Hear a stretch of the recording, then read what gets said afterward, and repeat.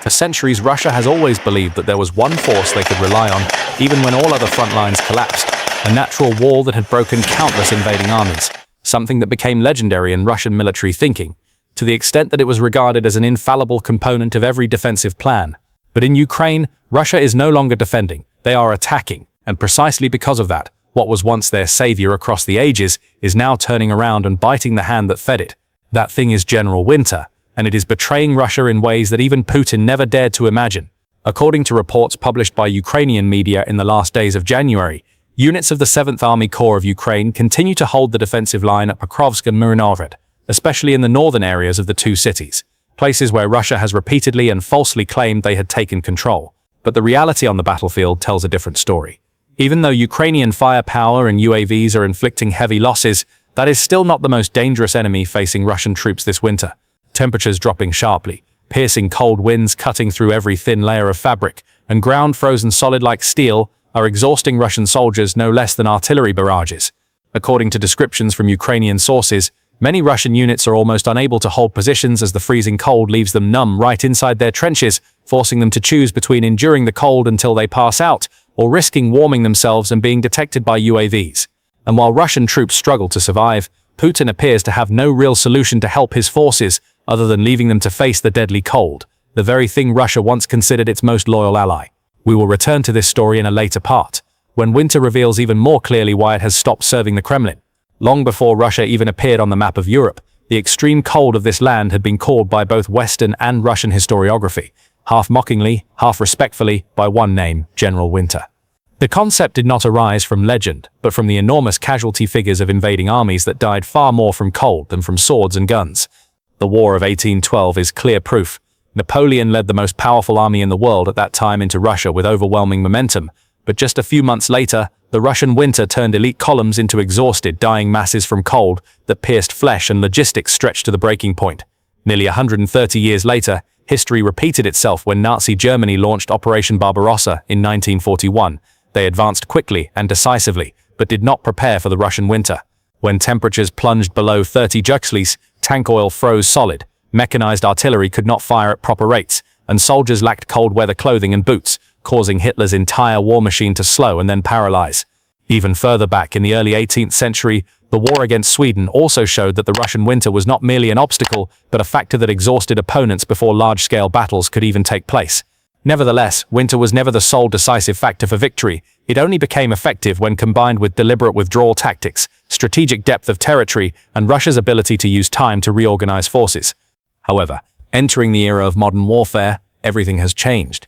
UAVs, satellites, thermal reconnaissance, and precision artillery no longer allow the attacking side, as Russia is in Ukraine, to rely on winter to compensate for strategic mistakes. Freezing weather no longer protects them as it once did. Instead, it starkly exposes weaknesses in logistics and organization. What was once a historical advantage is no longer effective in the modern combat environment, where winter does not distinguish between friend and foe. It only punishes the side that is less prepared. When winter entered its most brutal phase in January and early February 2026, the entire eastern front in the Donetsk direction became a merciless test of the Russian army's real combat capability. Nighttime temperatures regularly fell between -12 and -12 and -18, with wind chills at times making it feel like -18 outdoors. On the open fields around Pokrovsk and Myrnovrad, snow accumulated up to half a meter in many places, burying the dirt roads that Russian logistics convoys still depended on. In that context, the difference between the two sides became clearer than ever. Ukraine was not only defending its homeland, but it also had time to prepare in advance. Winter trenches dug more than 1.5 meters deep, reinforced with timber and sandbags, dugouts equipped with efficient field heaters using fuel, supply lines maintained by an organized rear network. Ukrainian soldiers in this sector were rotated every 48 hours to ensure they were not exposed outdoors too long and to prevent exhaustion. In contrast, Russian units advancing into this area found themselves in a completely different situation. Multiple reports from January 24 to 28 indicated that some Russian assault groups received only thin field jackets, insufficient against low temperatures. Some soldiers were filmed wearing non-waterproof boots, causing their feet to quickly go numb as melting snow soaked in. Tents issued to many units were described as unsuitable for temperatures below 0°C, and due to lack of heating equipment, many groups were forced to sleep in conditions only hours away from death by hypothermia. All of this dramatically reduced their ability to maintain forces on the front line. Looking at the ground itself, the situation grew even worse. The surface was frozen as hard as concrete, making trench digging nearly impossible. Russian engineer teams had to use crowbars instead of shovels, yet even then could only carve shallow grooves of about 20-30 centimeters, far too shallow to block wind and completely failing defensive standards. Russian soldiers were forced to huddle behind makeshift earth mounds that a single strong gust could blow the covering off. In such shallow trenches, the body loses heat extremely quickly, and just 30 minutes without continuous movement is enough to leave a soldier numb and frozen. Yet what made the situation truly desperate for Russia was the dense presence of Ukrainian UAVs. According to Ukrainian reconnaissance units, they conducted more than 120 UAV sorties per day just in the Pokrovsk direction during the last week of January. Thermal camera drones turned every heat source from body warmth to a just-lit field stove into a target. The slightest heat signature allowed Ukrainian artillery to adjust fire within minutes, or an FPV drone to strike the position before the Russian soldiers could even decide whether to move. As a result, Russian troops did not dare light fires, did not dare burn wood, and even limited the use of chemical hand warmers. They let their bodies sink into the freezing cold to avoid detection, but that also meant their combat effectiveness declined hour by hour. Some Ukrainian sources recorded Russian soldiers in a state of numbness, unable to operate rifles accurately. Reaction times slowed when attacked, and after just a few hours outdoors, many were forced to abandon positions entirely to avoid losing consciousness. Russia's logistical situation was equally strangled by winter. Below -10 Shruts, lubricating oil in vehicles thickened, making engines hard to start in the morning. Frozen roads restricted helicopter transport. Truck tires slipped on thick ice, doubling or tripling normal resupply times. Some forward units reported waiting up to 18 hours to receive artillery shells or food, causing Russian attack tempo to be interrupted, even paralyzed. According to ISW assessments, Russia went many consecutive days without achieving any tactical advance around Pokrovsk-Marunda despite throwing numerous small group assaults.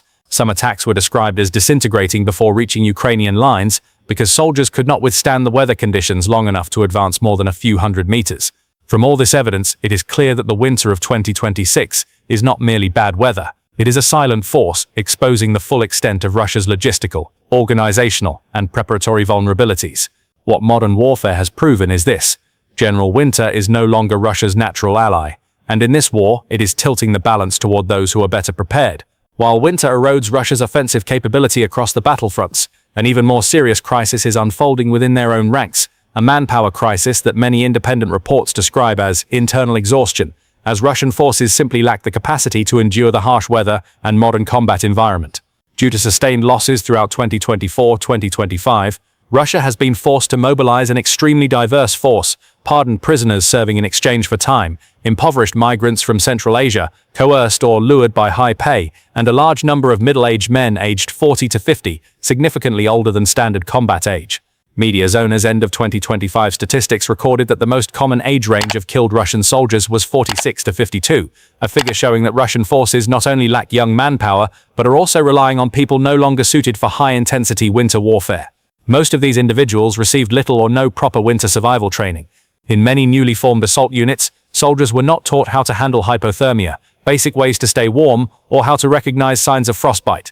Personal equipment is also critically lacking. Non-insulated gloves, thin jackets, non-waterproof boots, hats that do not cover ears. Chemical hand warmers are almost non-existent. Many soldiers were reported to wrap nylon bags around their socks to prevent melting snow from soaking in. In continuous temperatures below +20°C, these small deficiencies quickly become direct life-threatening dangers. The lack of preparation became even more evident when casualties appeared on the battlefield. Numerous Ukrainian reports indicate that most lightly wounded Russian soldiers, cuts on hands, small shell fragments or broken legs, quickly deteriorated into life-threatening conditions due to improper first aid. Some soldiers carried no personal bandages at all, or did not know how to apply tourniquets to stop bleeding. Meanwhile, Russian forward medical units lacked both personnel and equipment. Some strong points were recorded as having no medics or doctors within a 1-kilometer radius. And even when care was available, evacuating the wounded was another matter entirely. Evacuation in winter became an almost impossible task. Trucks would not start, wheels slipped on ice, and supply routes were blocked by snowdrifts. A wounded soldier could wait hours, even tens of hours before being removed from the combat zone. During that time, their body lost heat too rapidly to survive. In many cases, weather conditions were the reason wounded Russians never reached field hospitals. If winter made every rescue effort slow and dangerous, Ukrainian UAVs made survival through the night nearly impossible. The smallest hotspot, a warming hand, a just flickered lighter, would be instantly spotted by a drone's thermal camera. Some Russian soldiers were described as not daring to warm up, not daring to light wood, not daring to use heated tents for fear of detection and attack by adjusted artillery or FPV drones. This forced them to endure complete cold for hours on end, leading to numbness, uncontrollable shivering, and loss of combat capability. Many trenches were described as empty pits filled with freezing breath, where Russian soldiers struggled just to stay conscious. It perfectly reflects the harshness of the situation. Positions that should have been shelters instead became environments that exhausted men faster than artillery shells. Battlefield reality shows that not every Russian unit is equally deprived, but many assault groups, especially hastily mobilized ones, have no conditions to fight in a long and fierce winter. They lack training time, equipment, medical support, and above all, the ability to adapt to modern warfare, where weather, technology, and logistics are all vital. All these factors combined are turning Russian forces into an army being worn down by winter day after day, hour after hour. Weaknesses once hidden by numbers are now exposed by the weather without mercy. And from this, it is clear that the manpower crisis is not just a question of people. It is proof of an army that was not ready for the war it has imposed on itself under conditions more severe than ever before. In the context where Russian forces have been exhausted due to losses and harsh weather, the collapse of morale within their ranks has begun to become clearly evident, and what Ukrainian media has recorded paints a completely different picture from the image of the second strongest army in the world that Russia once tried to build. According to reports from the front line, many Russian officers in the combat zones have officially submitted requests to leave their fighting positions, asking to be reassigned to the rear or transferred to logistical duties, citing inability to continue commanding under weather conditions beyond human endurance. Some documents from the Ukrainian side even describe scenes in which Russian commanders are no longer capable of maintaining unit cohesion, as they themselves are struggling to stay warm, stay alert, and maintain discipline. At the same time, cases have emerged of Russian soldiers being forced to stand motionless outdoors in the role of living signal relays, an improvised measure reportedly used to improve the stability of communication links in conditions where electronic equipment is severely affected by extreme cold. These images not only provoke outrage but also expose the desperation and organizational breakdown within Russian capabilities, when human bodies are being used as a substitute for a failing technical system. In this context, the frequency of Russian attacks has noticeably decreased. Although exact figures are unavailable, numerous reports from ISW and Ukrainian units indicate that previous assault waves, which once occurred almost daily in rapid succession, are now intermittent and in many periods have stopped completely. Russian troops are not only facing winter, but also an enormous psychological pressure, sleep deprivation due to cold, lack of food, lack of hot water, and most importantly, the feeling of being abandoned by higher command. Extreme weather conditions have seriously degraded Russia's ability to exercise combat command. When communication lines are disrupted by strong winds, equipment freezes or batteries fail, orders no longer reach forward units on time. As a result, many attacks are launched in a fragmented manner, without necessary fire support. This command chaos is further amplified by the fact that company and battalion commanders, the most critical link between higher command and the soldiers, are continuously being depleted, wounded, or requesting withdrawal from positions. Winter is not only paralyzing their bodies, but also causing them to lose the ability to maintain discipline and the fighting spirit of their units. Meanwhile, Ukraine has maintained a stable fighting rhythm thanks to an effective troop rotation system. Soldiers are not forced to remain in the trenches for excessively long periods. They are rotated to warming points, provided with hot water, warm meals, and time to recover before returning to position. This ensures that Ukraine's defensive lines do not weaken during the most stressful periods of winter. Ukraine's resilience, when contrasted with Russia's exhaustion, creates an ever-widening morale gap between the two sides. Russian soldiers who have endured continuous freezing temperatures for many days become prone to panic, discontent, and disorientation. Some Ukrainian sources describe scenes of Russian troops disregarding orders, abandoning positions, or attempting to move rearward, simply to escape the bitter cold. There have even been cases where Russian soldiers reportedly surrendered, not because they were surrounded, but simply because their bodies could no longer withstand the cold. Winter also has a powerful effect on collective psychology. When they see comrades fall from frostbite, when they must share scarce sources of heat, when they know that one unsheltered night can cost them fingers or even their lives, every notion of fighting spirit is quickly replaced by raw survival instinct.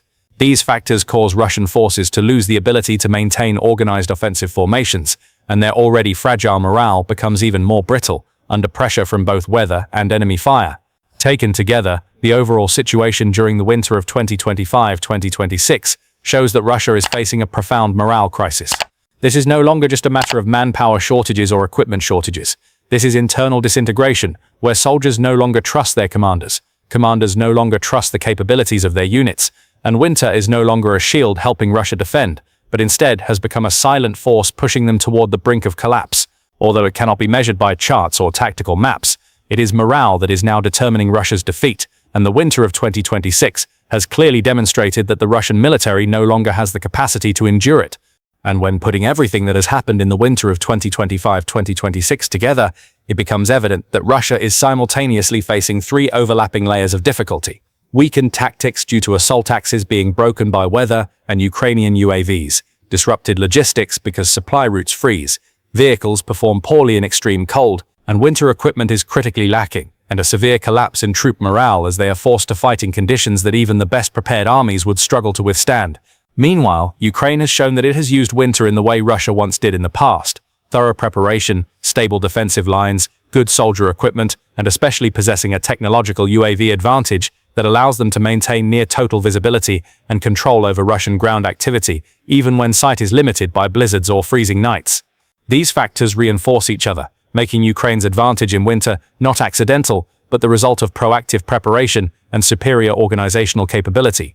In contrast, most of the disadvantages Russia suffers are not only due to weather, but stem from their misjudgment of the battlefield, believing winter would slow the enemy as it did in previous centuries, believing mass could compensate for equipment shortages, and believing natural conditions would automatically favor them. But modern warfare no longer obeys those outdated assumptions. General Winter, in this context, is not an entity with a will siding with anyone. It is simply a natural circumstance, and in that circumstance, the side that is less prepared pays the heavier price. Russia is paying the price for an inflexible organizational system, a sluggish logistics apparatus, and an assault force lacking proper training, while Ukraine is ruthlessly exploiting every weak link of its opponent. For an American audience, this carries a clear implication: a Russia weakened by tactical failures, by winter, and by its own internal mistakes, means a more stable Europe and a more favorable international security environment for the democratic values the United States pursues.